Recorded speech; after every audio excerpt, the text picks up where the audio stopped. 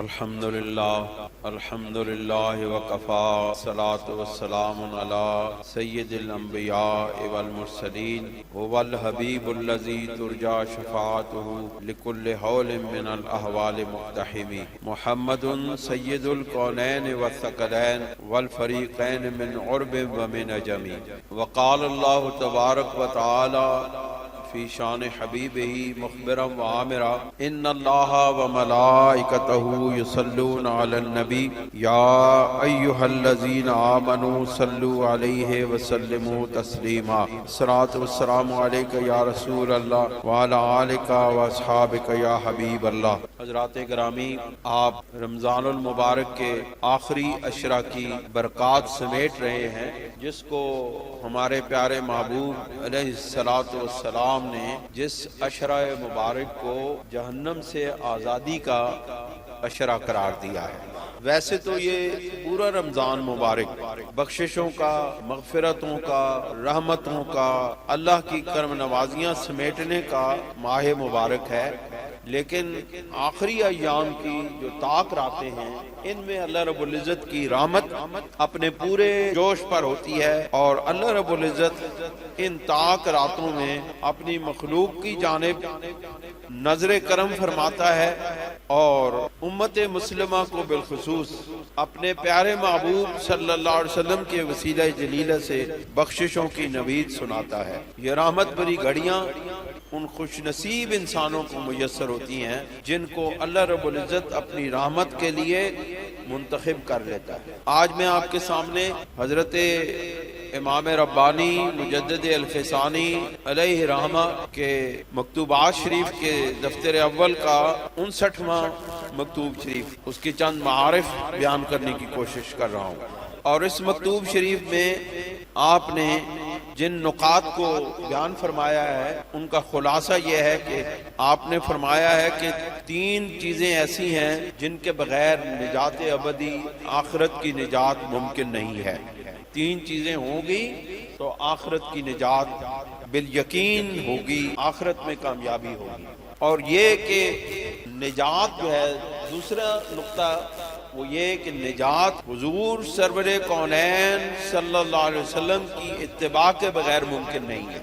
اور تیسرا نقطہ یہ علم اور عمل شریعت سے مستفاد ہوتا ہے، شریعت سے استفادہ پاتے ہیں تو علم اور عمل دونوں چیزیں عطا ہوتی ہیں، اور ان اعمال کے اندر اخلاص جو ہے وہ سلوک اور طریقت کے ذریعے میں، اور یہ بیان کہ تمام اخلاق، اعمال، افعال اور حرکات و سکنات میں اللہ رب العزت کے اولیاء کو یہ کمال حاصل ہے کہ ان اللہ کے ولیوں کو افعال میں، اعمال میں، اور یہاں تک کہ ان کے حرکات و سکنات میں بھی اخلاص نصیب ہوتا ہے۔ اللہ کے ولی کی یہ شان ہے کہ اس کو اس کی حرکت میں، اس کے ہاتھ کے ہلانے میں، اس کے قدموں کے چلنے میں، اس کے دیکھنے میں، اس کے سننے میں اللہ رب العزت اخلاص پیدا فرما دیتا ہے۔ یہ عام لوگوں کو یہ خصوصیت حاصل نہیں ہوتی۔ آپ پھر ان کو، جن کو تحریر کیا ہے یہ خط مبارک، ان کو لکھتے ہیں کہ اللہ رب العزت آپ کو استقامت نصیب فرمائے۔ یہ مکتوب شریف سید محمود صاحب کو لکھا، اور یہ کہ آپ کا جو مراسلہ شریف ہے وہ ملا، جو موجب فرت ہوا، خوشی نصیب ہوئی اس سے، اور اس گروہ اولیاء کے ساتھ آپ کی محبت کا اظہار ہوا۔ اللہ رب العزت اس میں مزید اضافہ فرمائے۔ اب مکتوب شریف شروع کرتے ہیں۔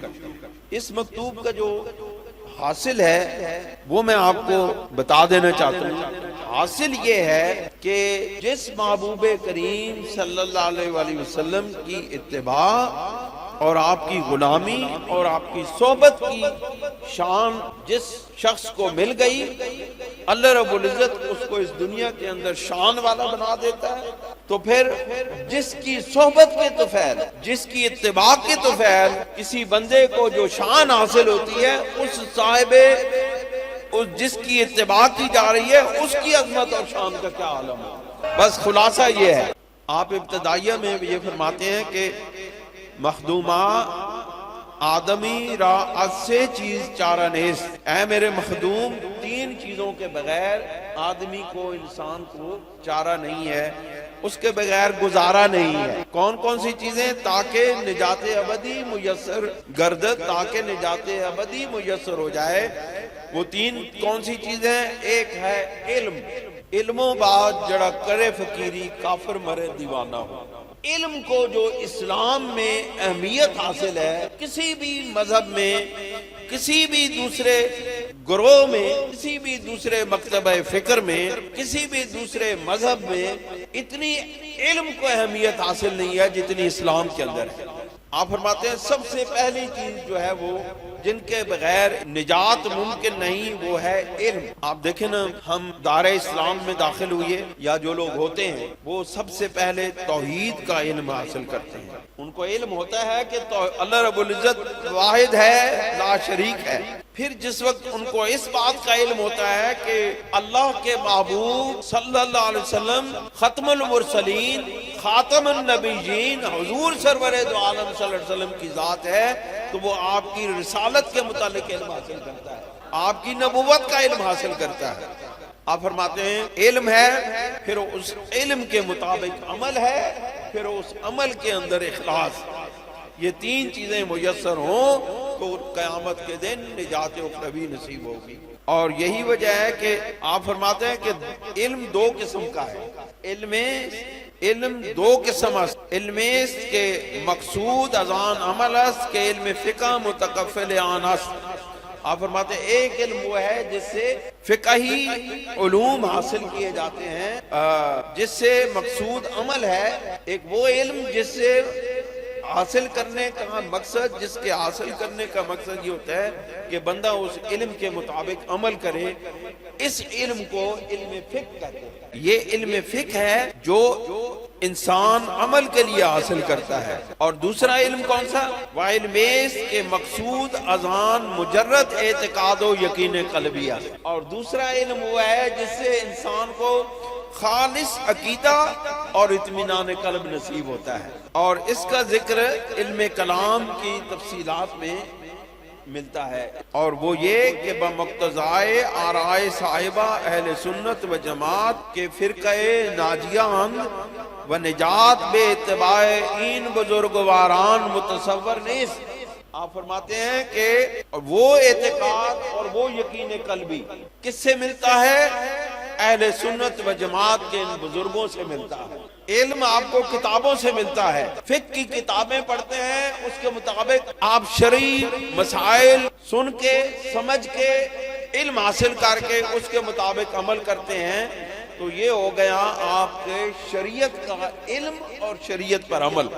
لیکن اس ان شرعی علوم کے اندر اخلاص اہل سنت و جماعت کے ان بزرگوں کی نظر کرم کے طفیل پیدا ہوتا ہے۔ آپ فرماتے ہیں کہ فرقہ ناجیہ اہل سنت و جماعت ہی ہے، اور ان اہل سنت و جماعت کے بزرگوں کی اتباع کے بغیر عمل کے اندر اخلاص پیدا نہیں ہو سکتا۔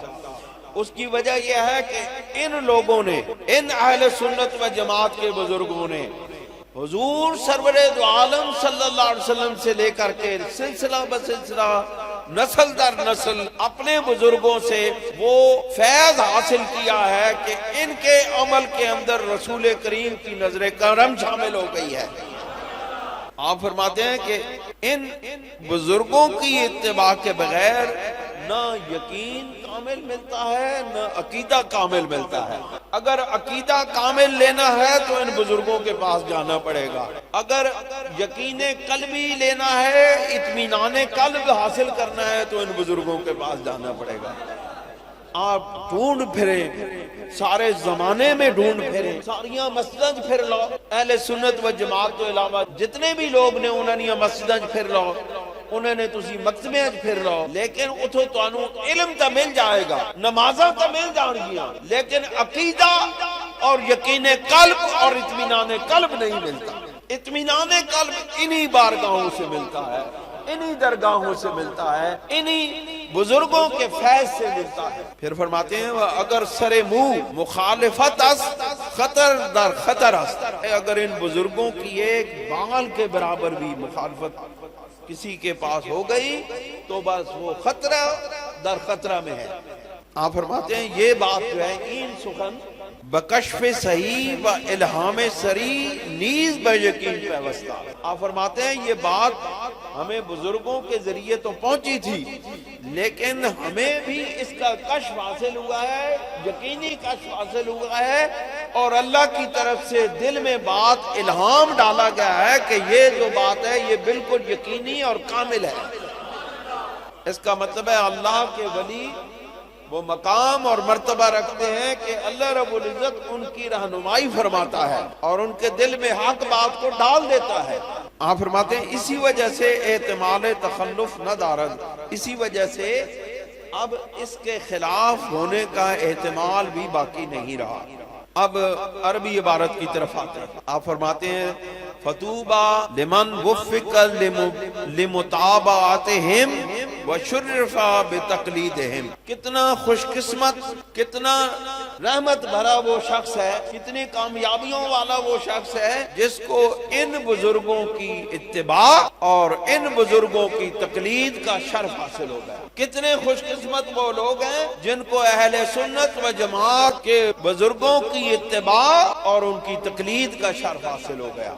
وَوَيْلٌ لِمَنْ خَالَفَهُمْ وَاعْتَزَلَ عَنْهُمْ وَرَفَضَ عَنْ أُصُولِهِمْ۔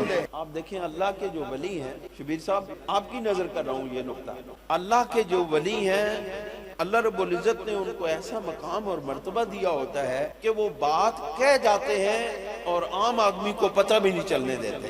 آپ دیکھیں یہاں پر اس عبارت پر غور کریں شبیر صاحب، آپ اس عبارت پر غور کریں کہ آپ نے فرمایا وَوَيْلٌ لِمَنْ خَالَفَهُمْ وَاعْتَزَلَ عَنْهُمْ، اور بربادی ہے ان کے لیے کہ جنہوں نے ان اللہ کے ولیوں کی مخالفت کی، وَاعْتَزَلَ عَنْهُمْ، اور اعتزال کی راہ اختیار کی۔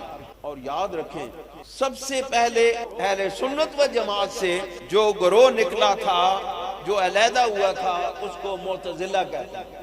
معتزلہ وہ گروہ ہے جو اپنے ایمان، اپنے عقیدے، اپنے عمل کی بنیاد عقل پر رکھتا ہے، اور شاید میں پہلے بتا چکا ہوں کسی مقام پر کہ اس معتزلہ گروہ کا جو سربراہ تھا، جو ہیڈ تھا، وہ واصل بن عطا تھا۔ شبیر صاحب غور فرمائیے، پتہ ہے نا آپ کو کہ معتزلہ گروہ کا جو سربراہ تھا وہ واصل بن عطا نام کا شخص تھا، اور وہ حضرت جنید بغدادی علیہ رحمت کا شاگرد تھا، اور اس کو عربی زبان کے اندر اتنا کمال حاصل تھا کہ اس کی زبان کے اندر را کا لفظ، را کا حرف کہنے میں لکنت تھی، یعنی وہ را کو صحیح طریقے سے اپنی زبان سے ادا نہیں کر سکتا تھا۔ وہ کئی گھنٹے لگاتار تقریر کرتا تھا اور کوئی ایک لفظ بھی اپنی زبان سے ایسا نہیں بولتا تھا جس میں لفظ را آتا۔ اس کو اتنی کمانڈ تھی عربی زبان کی، اور اتنا وہ فصیح اللسان تھا کہ وہ اپنی زبان سے کوئی ایسا لفظ نہیں بولتا تھا جس لفظ کے اندر حرف را آتا ہو۔ اس کی وجہ یہ تھی کہ وہ حرف را جب کہتا تھا تو اس کی زبان کے اندر لکنت آ جاتی تھی، اس کی زبان کے اندر بھی را کا لفظ نہیں نکلتا تھا۔ وہ کئی گھنٹے تقریر کرتا تھا، درس دیتا تھا، لیکن وہ ایک لفظ بھی ایسا نہیں بولتا تھا جس میں را ہو۔ اس نے حضرت جنید بغدادی علیہ رحمہ کے ساتھ ایک مسئلہ کے اوپر اختلاف کیا۔ آپ نے اس کو سمجھانے کی بڑی کوشش کی، لیکن وہ جس وقت نہیں مانا، اس نے بحث کو طویل کیا، تو حضرت جنید بغدادی علیہ رحمہ کی زبان مبارک سے، اللہ کے ولی کی زبان مبارک سے نکلا وَاعْتَزَلَ عَنَّا، تو ہمارے محفل سے نکل جا۔ اور وہ کبر و نخوت کے اس عالم میں حضرت جنید بغدادی علیہ رحمہ کی محفل پاک سے نکل گیا، پھر ہدایت اس کے قریب سے نہ گزری، پھر وہ ہر چیز کا انکار کرتا گیا، عقل کی بنیاد کے اوپر وہ ہر چیز کا انکار کرتا گیا، اور بالآخر رائے حق پر اس کی واپسی ممکن نہ رہی۔ اس گروہ، اس کی اتباع کرنے والے لوگوں کو معتزلہ کہتے ہیں۔ کیا کہتے ہیں؟ معتزلہ فرقہ۔ آپ دیکھیں اب جو مخالفت کرنے والے ہیں کتنا اشارہ، باریک اشارہ ہے، وَلِمَنْ خَافَ وَوَيْلٌ لِمَنْ خَالَفَهُمْ وَاعْتَزَلَ عَنْهُمْ، اور بربادی ہے اس شخص کے لیے جو اس گروہ پاک کی، اس ان پاک نفوس کی مخالفت کرتا ہے، وہ اس گروہ سے، اہل سنت و جماعت کے گروہ سے نکل جاتا ہے۔ وَرَفَدَ عَنْ أُصُولِهِمْ، اور ان بزرگوں کے اصولوں سے روگردانی کرتا ہے اور انحراف کرتا ہے، یعنی کہ وہ رافضی بن جاتا ہے۔ پہلے معتزلہ کا ذکر کیا، اب فرمایا وَرَفَدَ عَنْهُمْ، اور ان کے اصولوں سے، اہل سنت و جماعت کے بزرگوں کے اصولوں سے جو لوگ انحراف کرتے ہیں وہ رافضی ہو جاتے ہیں۔ وَرَفَدَ عَنْهُمْ، کتنی باریک بات ہے، یعنی کہ بات کہہ بھی گئے اور عام بندے کو پتہ بھی نہیں چلنے دیتے۔ اب یہ بندہ حضرت امام ربانی کے کلام کو وہی سمجھ سکتا ہے جس کو اللہ رب العزت نے اپنی جناب سے اپنی رحمت عطا کی ہو، اور جو ان معارف کو سمجھنے کی اہلیت رکھتا ہو وہی ان باتوں کو سمجھ سکتا ہے، ورنہ اللہ کے ولیوں کا کلام کو سمجھنا میرے جیسے بندوں کی بس کی بات نہیں ہے۔ اللہ کے ولی جس وقت کوئی کلام کرتے ہیں تو وہ اللہ رب العزت کی بارگاہ سے حاصل ہونے والے علم کے مطابق اور رحمت کے مطابق کلام کرتے ہیں، اور اللہ کے ان ولیوں کے کلام کو سمجھنے کے لیے بندے کا معیار بھی اتنا بلند ہونا چاہیے۔ ہم جیسے لوگ لفظوں کے ساتھ کھیلنے والے لوگ اس کلام کی یا ان جیسے کلاموں کی معرفت کیسے حاصل کر سکتے ہیں؟ آپ پھر فرماتے ہیں کہ وَخَرَجَ عَنْ زُمْرَتِهِمْ، اور وہ ان کے زمرہ سے اور ان کے گروہ سے خارج ہو جاتا ہے۔ اب یہاں پر آپ نے خارجیوں کا بھی ذکر کر دیا، چار گروہوں کا ذکر دو لفظوں میں کر دیا، معتزلہ کا، رافضیوں کا، خارجیوں کا۔ فرمایا کہ وَخَرَجَ عَنْ زُمْرَتِهِمْ، اور وہ ان کے زمرہ سے اور ان کے اس گروہ سے وہ نکل جاتا ہے۔ فَضَلُّوا وَأَضَلُّوا، وہ خود بھی گمراہ ہو جاتا ہے اور جو اس کے ساتھ لگتا ہے اس کو بھی گمراہ کر دیتا ہے، اور ان کے عقیدے پر اشارہ کرتے ہوئے فَانْكَرُوا الرُّؤْيَةَ وَالشَّفَاعَةَ، کہ وہ قیامت کے دن اللہ رب العزت کی رؤیت کا انکار کرتے ہیں اور حضور سرور دو عالم صلی اللہ علیہ وسلم کی شفاعت کا انکار کرتے ہیں۔ یعنی بد عقیدہ لوگوں کی نشانی یہ ہے، اہل سنت و جماعت سے نکلے ہوئے گروہ اور انحراف کرنے والے لوگوں کی نشانی یہ ہے کہ ایک نشانی یہ ہے کہ وہ رؤیت اخروی کا انکار کرتے ہیں۔ اہل سنت و جماعت کے بزرگوں کا یہ عقیدہ ہے کہ قیامت کے دن اللہ رب العزت تمام اہل ایمان کو، جنتیوں کو اپنا دیدار کرائے گا، لیکن وہ لوگ یعنی رافضی اور خارجی اللہ رب العزت کی رؤیت کا انکار کرتے ہیں۔ وہ کہتے ہیں ہم کیسے اللہ کو دیکھ سکتے ہیں؟ اے بھلے لوگوں، جو دیکھنے کی طاقت دیتا ہے تو بندہ دیکھ سکتا ہے، وہ تمہیں طاقت ہی نہیں دیتا، تم دیکھ کیسے سکتے ہو؟ دیکھنے والوں نے تو اپنی اس حیات پاک میں اللہ کا دیدار کر لیا ہے۔ یہ میرے رسول کریم صلی اللہ علیہ وسلم کی شب معراج کا فیض ہے کہ حضور سرور دو عالم صلی اللہ علیہ وسلم نے شب معراج کو اپنی ان سر کی آنکھوں سے اللہ کا دیدار کیا ہے۔ ہمارا یہ ایمان ہے، اہل سنت و جماعت کا یہ ایمان ہے۔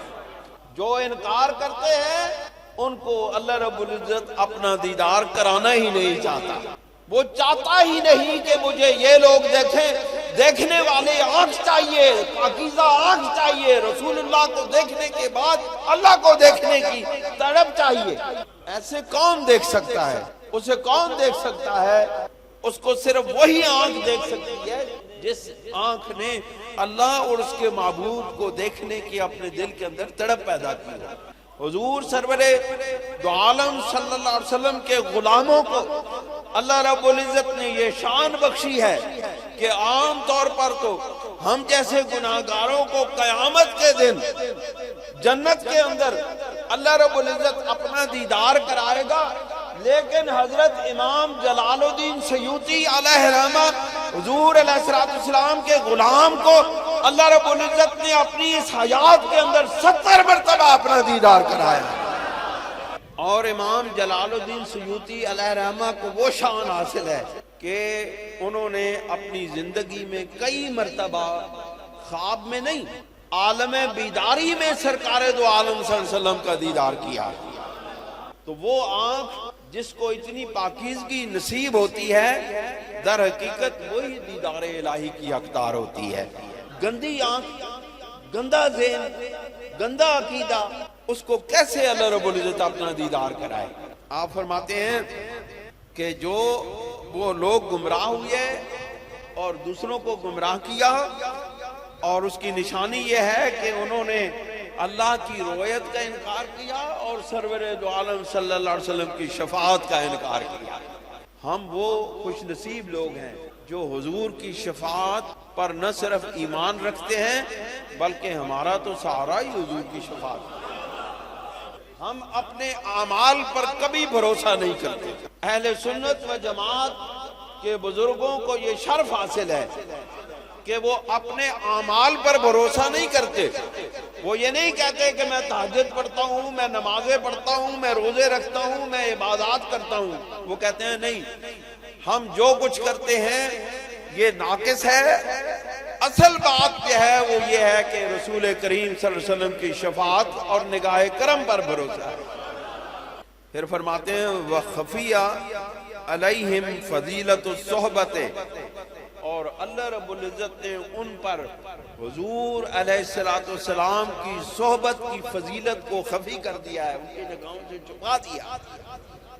ان کو یہ معلوم نہیں ہے کہ حضور سرور دو عالم صلی اللہ علیہ وسلم کی صحبت کا مقام اور مرتبہ کیا ہے۔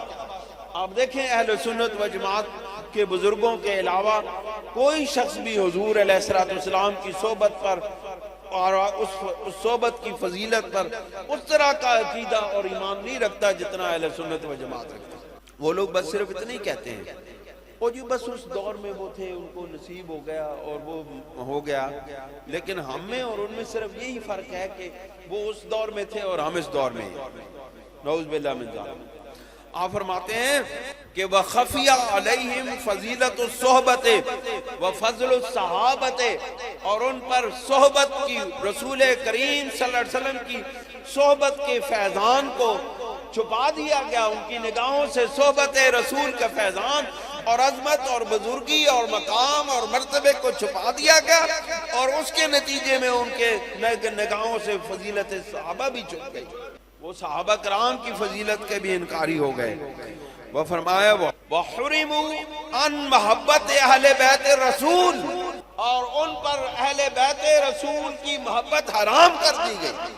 کیا نقصان ہوا اہل سنت و جماعت کے گروہ سے دوری اختیار کرنے کا نقصان کیا ہوا؟ ایک نقصان یہ ہوا کہ وہ صحبت رسول صلی اللہ علیہ وسلم کی عظمت کے انکاری ہو گئے۔ جس کو صحبت رسول کی عظمت کا اقرار ہوگا وہی در حقیقت شان مصطفیٰ کا اقرار کرنے والا ہوگا۔ اس کی وجہ یہ ہے کہ وہ اتنی عظمتوں والی ہستی ہے رسول کریم صلی اللہ علیہ وسلم کی کہ جن کی ایک لمحے کی صحبت اللہ رب العزت کا قرب عطا کر دیتی ہے۔ اور جس ہستی کو بھی حضور سرور دو عالم صلی اللہ علیہ وسلم کی زندگی میں حیات پاک میں آپ کی محفل پاک میں ایک لمحے کی صحبت نصیب ہو گئی، قیامت تک آنے والے ہزاروں لاکھوں ولی اس کے قدموں کی خاک کے برابر بھی نہ۔ فرماتے ہیں کہ وَحُرِمُوا عَن مَحَبَّتِ اہل بیت رسول، اور ان پر رسول کریم صلی اللہ علیہ وسلم کی اہل بیت کی محبت حرام کر دی گئی۔ وَمَوَدَّتِ اولاد البتول، اور بتول زہرا بتول کی اولاد کی مودت ان پر حرام کر دی گئی۔ اہل بیت رسول کی اور اولاد بتول کی محبت ان پر حرام کر دی گئی۔ فرماتے ہیں فَمُنِعُوا عَنْ خَيْرِ كَثِيرٍ نَالَهَا اہل سنت، اور جو اہل سنت و جماعت کے نصیب میں جو بہت بڑی خیر کثیر ہے اس سے ان کو دور کر دیا گیا، اس سے ان کو روک دیا گیا۔ وہ کہتے ہیں وَتَفَقَتِ الصَّحَابَةُ عَلَىٰ أَنْ أَفْضَلَهُمْ أَبُو بَكْرٍ الصِّدِّيقِ۔ آپ فرماتے ہیں کہ ایک اور عقیدہ یاد رکھو، تمام صحابہ کرام رضوان اللہ تعالیٰ علیہم اجمعین حضرت سیدنا ابو بکر صدیق رضی اللہ تعالیٰ عنہ کی افضلیت پر اتفاق رکھتے تھے، متفق۔ آپ فرماتے ہیں قال الشافعی وہو عالم باحوال الصحابۃ، کہ حضرت امام شافعی، امام محمد ادریس شافعی علیہ رحمہ، جو صحابہ کرام کے احوال کو بہت زیادہ جاننے والے تھے، ان کا فرمان ہے کہ ازدر الناس بعد رسول اللہ صلی اللہ علیہ وسلم، کہ جس وقت رسول کریم صلی اللہ علیہ وآلہ وسلم کا وصال پاک ہوا اور قلوب صحابہ میں اضطراب پھیل گیا، پریشانی لاحق ہو گئی، ہر طرف ایک عجیب و غریب قسم کی کیفیت پیدا ہو گئی، صحابہ کرام کے قلوب غم سے، اندوہ سے باہر آنے لگے، دماغ سوچنے سمجھنے کی صلاحیتیں کھو بیٹھا۔ واقعی ایسا ہوا، سرکار اس دنیا سے ہماری نظروں سے بظاہر اوجھل ہونے جا رہے تھے، تو صحابہ کرام اس غم کو برداشت نہ کر سکے۔ فرماتے ہیں اس وقت، جس وقت لوگوں کے اندر اضطراب پیدا ہو گیا تھا، فلم یجدوا تحت عدیم السماء خیرا من ابی بکر، تو ان کو اس آسمان کے چادر کے نیچے ابو بکر سے زیادہ اور کوئی شخص محبت کرنے والا نہ ملا، خیر والا، بھلائی والا، بہتر کوئی اور شخص اس آسمان دنیا کے نیچے ان صحابہ کرام کو ابو بکر صدیق سے زیادہ بہتر اور کوئی نظر نہیں آیا۔ فَوَلُّوهُ رِقَابَهُمْ، تو انہوں نے اپنی گردنیں ان کے آگے جھکا دی۔ آپ فرماتے ہیں کہ وَهَذَا تَصْرِيحٌ مِّنْهُ بِأَنَّ الصَّحَابَةَ مُتَّفِقُونَ عَلَىٰ أَفْضَلِيَّةِ الصِّدِّيقِ فَيَكُونُ إِجْمَاعًا فِي الصَّدْرِ الْأَوَّلِ عَلَىٰ أَفْضَلِيَّتِهِ۔ آپ فرماتے ہیں اس تصریح سے یہ بات ثابت ہو گئی کہ تمام صحابہ کرام افضلیت سیدنا ابو بکر صدیق پر متفق تھے، اور حضرت سیدنا ابو بکر صدیق رضی اللہ تعالیٰ عنہ کی افضلیت پر پہلے ہی وقت میں، ابتدا ہی میں اجماع ہو گیا، اجماع صحابہ ہو گیا، جو سب سے بہترین اجماع ہے۔ فَيَكُونُ قَطْعِيًّا لَا يَسُوغُ إِنْكَارُهُ۔ آپ فرماتے ہیں یہ ایسا اجماع ہے جس سے انکار کرنا مناسب نہیں ہے، روا نہیں ہے، جائز نہیں ہے۔ آپ سماعت فرمائیں محبت کی بات، آپ ذرا محبت کی بات نگاہ محبت سے دیکھیں۔ آپ فرماتے ہیں وَأَهْلُ بَيْتِ الرَّسُولِ مَثَلُهُ كَمَثَلِ سَفِينَةِ نوح، کہ حضور سرور دو عالم صلی اللہ علیہ وسلم کی اہل بیت کی مثال۔ اور یاد رکھیں اہل بیت کے اندر اہل سنت و جماعت کے عقیدے میں کے مطابق اہل بیت کے اندر ازواج مطہرات بھی شامل ہیں، بلکہ قرآن کی نص قطعی کے اعتبار سے اگر اہل بیت کے اندر کسی ہستی کو اولیت حاصل ہے تو وہ ازواج مطہرات ہے۔ کیوں؟ وہ جو آیہ مبارکہ ہے اہل البیت وَيُطَّهِرَكُمْ تَطْهِيرًا، اس میں مخاطب اول جو ہیں وہ ازواج مطہرات ہیں۔ اپنے عقیدوں کو درست کر لیں، رافضیوں اور شیعوں کے پیچھے مت چلو، اہل سنت و جماعت کے عقیدوں کو اپنا۔ اہل سنت و جماعت کا عقیدہ یہ ہے کہ اہل بیت کی آیت میں اولین مخاطب جو ہیں وہ ازواج مطہرات ہیں۔ آپ فرماتے ہیں کہ اہل بیت الرسول مثلہ کمثل سفینۃ نوح، اہل بیت کی مثال سفینہ نوح کی ہے، جس طرح حضرت نوح علیہ السلام کا سفینہ تھا، جہاز تھا، جب طوفان آیا اور ہر خشک و تر ہر چیز اس طوفان کے پانی کے اندر ڈوب گئی، تو اس وقت ایک ہی نجات والی چیز تھی اور وہ تھی نوح علیہ السلام کی کشتی۔ آپ فرماتے ہیں بالکل اہل بیت کی مثال بھی اس نوح علیہ السلام کی کشتی کی طرح ہے۔ من رکبہا نجا، جو اس کشتی اہل بیت میں سوار ہو گیا اس نے نجات پا لی۔ آپ فرماتے ہیں وَأَهْلُ بَيْتِ الرَّسُولِ مَثَلُهُ كَمَثَلِ سَفِينَةِ نُوحٍ، اہل بیت کی مثال حضرت نوح علیہ السلام کی کشتی کی مثال ہے. من رکبہا نجا ومن تخلف عنہا ہلکا، جو اس کشتی میں سوار ہو گیا اس نے نجات پا لی، اور جس نے اس کشتی سے منہ موڑ دیا وہ ہلاک ہو گیا. آپ فرماتے ہیں قال بعض العارفین، بعض عارفوں نے کہا ہے، صاحبان معرفت نے یہ کہا ہے، ان رسول اللہ صلی اللہ تعالی علیہ وآلہ آلہ وصحابہ وسلم جعل اصحابہ کالنجوم وبالنجم هم یہتدون، کہ بعض اہل عرفاء نے یہ کہا ہے کہ حضور سرور دو عالم صلی اللہ علیہ وسلم نے صحابہ کرام کو ستاروں کی مانند قرار دیا ہے، اور وہ ستارے جو ہدایت والے ہوں. حضور علیہ السلام نے فرمایا اصحابی کالنجوم، میرے صحابہ ستاروں کی مانند ہیں. بِأَيِّهِمْ اِقْتَدَيْتُمْ اِهْتَدَيْتُمْ، جس کی بھی تم نے پیروی کی، جس صحابی کی بھی پیروی کی وہ کامیاب ہو گیا، ہدایت پا گیا. سارے صحابہ ستارے ہیں، حضور علیہ السلام کے سارے صحابہ ستارے ہیں، جس کی بھی اقتداء کرو گے ہدایت پا جاؤ. اس کی وجہ یہ ہے کہ سب نے حضور سے فیض پایا ہے. جس کا بھی جو کچھ بھی جو جتنا ملا ہے اس کو حضور کا صدقہ ملا ہے، حضور سے ملا ہے، براہ راست حضور سے ملا ہے، براہ راست حضور سے ملا ہے. تو جس کو جو بھی ملا ہے وہ حضور تو ایک نگاہ میں سمندر عطا فرماتے تھے. تو آپ یہ سمجھیں کہ ایک نگاہ میں جس کو رسول اللہ نے ایک نگاہ میں عطا کیا ہوگا وہ کم ہوگا. یہ تو حضور کے غلام ایسا نہیں کرتے، وہ جس کو دیتے ہیں بے بہا دیتے ہیں. یہ شان تو میرے حضور کے غلاموں کی نہیں ہے. حضور علیہ السلام کے غلام ابھی تک اس دنیا میں خزانے لٹا رہے ہیں، معرفت الہی کے، حقیقتوں کے، معرفتوں کے خزانے لٹا رہے ہیں. ان کے خزانے کم نہیں ہوتے، تو رسول اللہ کا خزانہ کب کم ہوگا؟ آپ فرماتے ہیں جعل اصحابہ کالنجوم وبالنجم هم یہتدون، آپ نے اپنے صحابہ کو ستارے قرار دیا ہے. اور نجم جو ہے وہ ہوتا ہے جس سے ہدایت پاتی ہے. کون ہدایت پاتا ہے؟ کشتیوں پر سوار ہونے والے، سمندروں میں سفر کرنے والے. جس وقت یہ نیویگیشن کے سسٹم نہیں تھے اس وقت ستاروں کو دیکھ کر کے اپنا راستے کا تعین کیا کرتے ہیں.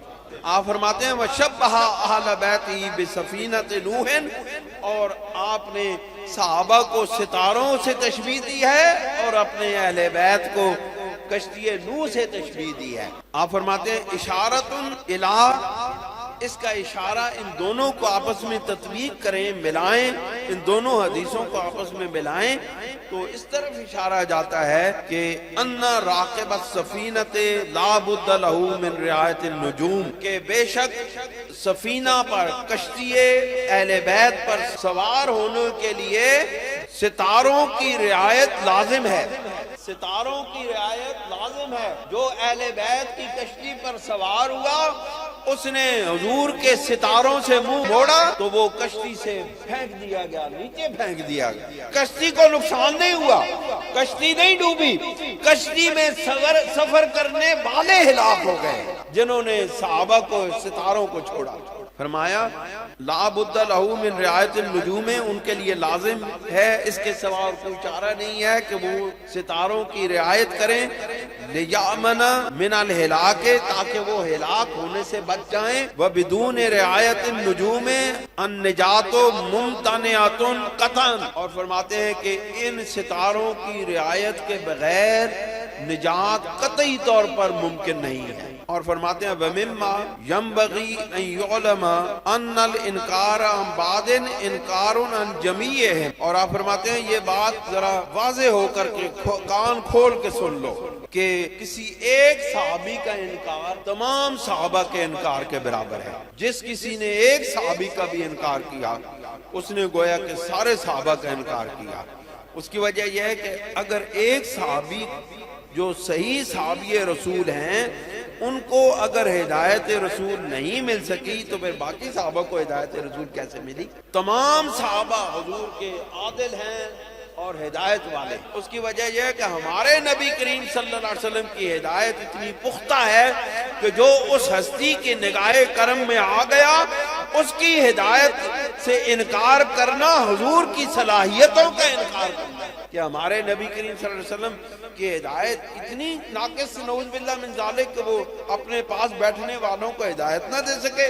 نہیں، ہمارا تو یہ ایمان ہے کہ حضور کی ایک نگاہ جس پر پڑی گئی وہی ہدایت والا ہو گیا. فَإِنَّهُمْ فضیلت صحبت خیر البشر مشترکون. اس کی وجہ یہ ہے کہ وہ حضور علیہ الصلوۃ والسلام خیر البشر صلی اللہ علیہ وسلم کی صحبت میں برابر ہیں. فضیلت صحبت میں سب برابر ہیں، مشترک ہیں. وہ فضیلت الصحبت فوق جمیع الفضائل والکمالات.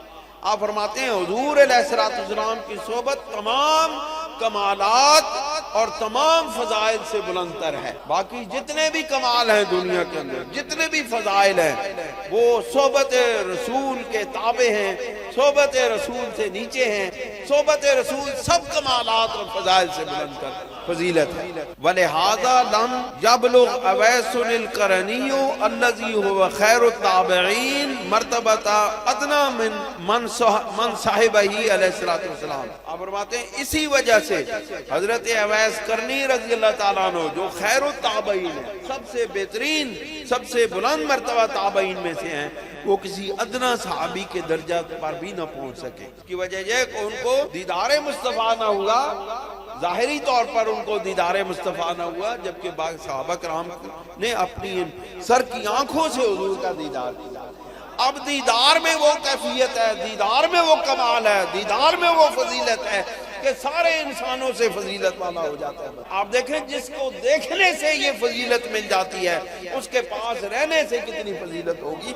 اس کی صحبت میں ہمیشہ بیٹھنے والوں کو کیا کمال حاصل ہوگا. اور پھر اب قبر انور کے اندر جو ساتھ لیٹے ہیں ان کے فضل و کمال کا کیا عالم ہوگا. آپ فرماتے ہیں کہ فلا تعدل بفضیلت الصحبت شیئا کائنا ما کان فإن ایمانہم ببرکت الصحبت.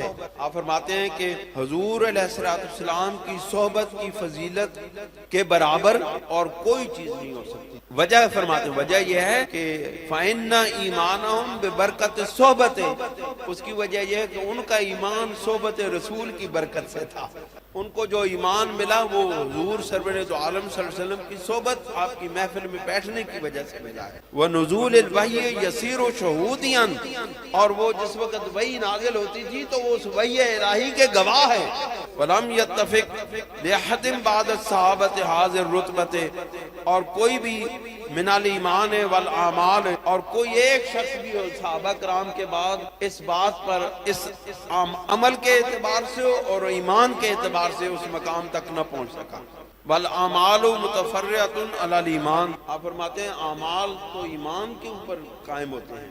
ایمان اگر ہے تو اعمال ہیں، ورنہ خالی اعمال تو کسی حیثیت میں نہیں ہے. اس لیے اعمال پر بھروسہ کرنے والوں تم ایمان صحابہ پر کو دیکھو کہ اعمال کی بنیاد بنی ہے ایمان پر، اور صحابہ کرام کو ایمان حاصل ہوئے حضور کی صحبت کی برکت سے. لہذا اپنے عملوں کو مت تولو، صحابہ کے ایمان کے وزن کو دیکھو کہ ان کے ایمان کا وزن کتنا زیادہ ہے.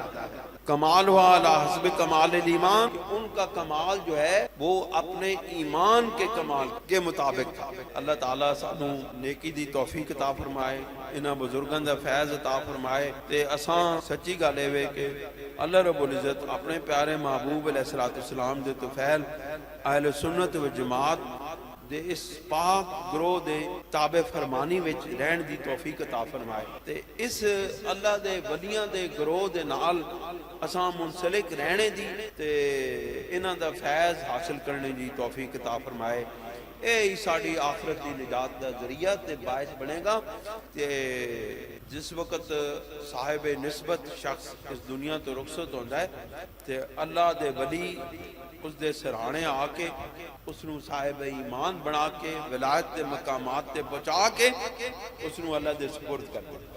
اس گروہ دے نال رہن دا یہ سب تو بڑا فائدہ ہے کہ بندہ دی آخرت بچ جاندی ہے، آخرت وچ کامیابی ہووے نہیں، آخرت بندے دی بن وے نہیں.